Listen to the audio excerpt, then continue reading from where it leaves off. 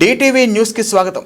Telangana Vishwabrahmana federation కు పాలకవర్గం ఏర్పాటు చేసి నిధులు కేటాయించాలని తెలంగాణ రాష్ట్ర విశ్వబ్రాహ్మణ సహకార సంఘాల రాష్ట్ర ప్రధాన కార్యదర్శి మాటూరి విద్యాసాగర్ అన్నారు.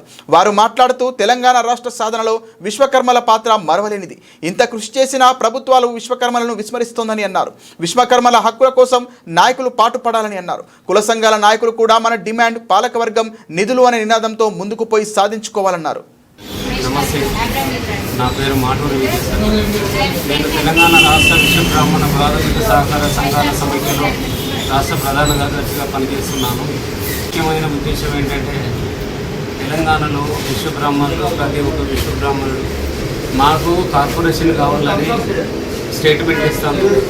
అందరూ మరి తెలుసు తెలియకను ఇస్తాను, కానీ దయచేసి ఏంటంటే మనకు కార్పొరేషన్ ఉన్నది, దానికి పాలక మండలి ఏర్పాటు చేయాలని కొట్లాడాలి తప్ప కార్పొరేషన్ గురించి మనం మాట్లాడకూడదు. కార్పొరేషన్ ఆల్రెడీ అయింది.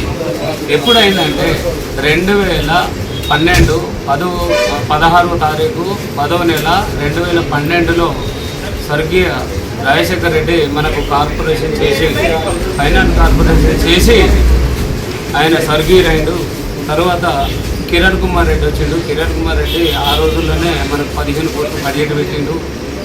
తర్వాత 2014లో మనకు తెలంగాణ ఏర్పడ్డది. తెలంగాణ ఏర్పడ్డ తర్వాత బడ్జెట్ వాళ్ళకు 8 కోట్లు మనకు 7 కోట్ల చొప్పున విభజింపబడ్డది. ఆ బడ్జెట్లను మనం ప్రాథమిక సహకార సంఘాల నుంచి డబ్బులుగా చేసుకొని సంఘాలు ఏర్పాటు చేసి వాళ్ళు డబ్బులు తీసుకోవడం జరిగింది.